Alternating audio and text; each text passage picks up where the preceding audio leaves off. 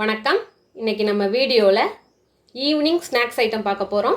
பச்சை பட்டாணி கட்லெட் செய்ய போகிறோம். பச்சை பட்டாணி கட்லெட் செய்கிறதுக்காக இந்த கப்பால் 1.5 கப் எடுத்து 6 ஹவர்ஸ்க்கு முன்னாடியே வாஷ் பண்ணிவிட்டு ஊற வச்சு எடுத்து வச்சுருக்கேன்.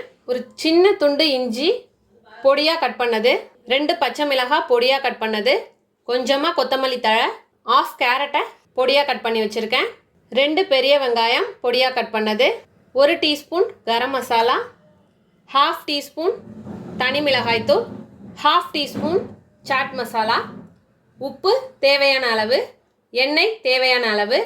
இப்போ எப்படி செய்யலான்னு பார்க்கலாம். இப்போ ஒரு மிக்ஸி ஜார் எடுத்திருக்கேன். இப்போ இதில் ஊற வச்ச பச்சை பட்டாணியை சேர்த்து அரைச்சி எடுத்துகிட்டு வந்துடலாம். இப்போது இந்த அளவுக்கு அரைச்சி எடுத்துகிட்டு வந்தாச்சு. இதை ஒரு பவுலில் ட்ரான்ஸ்ஃபர் பண்ணிக்கலாம். இதில் கேரட் சேர்த்துடலாம், ஆனியன், இஞ்சி, பச்சை மிளகாய், தனி மிளகாய் தூள், கரம் மசாலா, சாட் மசாலா, கொத்தமல்லி, தேவையான அளவு உப்பு. இப்போ எல்லாம் சேர்த்து கலந்துக்கலாம். நான் பட்டாணிக்கு அரைக்கிறப்ப எந்த ஒரு தண்ணியுமே சேர்க்கலை. அது ஊற வச்சதுனால நல்லா அரைஞ்சிருச்சு. தண்ணி சேர்க்காம தான் அரைக்கணும். இந்த டைமில் உப்பு செக் பண்ணிக்கோங்க. உப்பு எனக்கு கரெக்டாக இருக்குது. இப்போ இதுலேருந்து ஒரு உருண்டை பிடிச்சிடலாம்.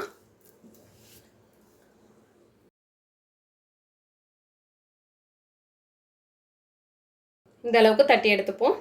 இதே போல் எல்லா பேட்சஸையும் தட்டி எடுத்துகிட்டு வந்துடலாம். எல்லா பேட்சஸையும் இது போல் தட்டி எடுத்துகிட்டு வந்தாச்சு. பேனில் போட்டு எடுத்துடலாம். பேன் வச்சாச்சு, ஹீட்டாக இருக்குது. 1 ஸ்பூன் அளவுக்கு எண்ணெய் சேர்த்துக்கிறேன்.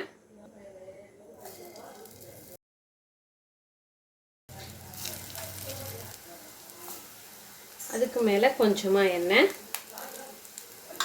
இதே போல் எல்லாத்தையும் திருப்பிக்கலாம்.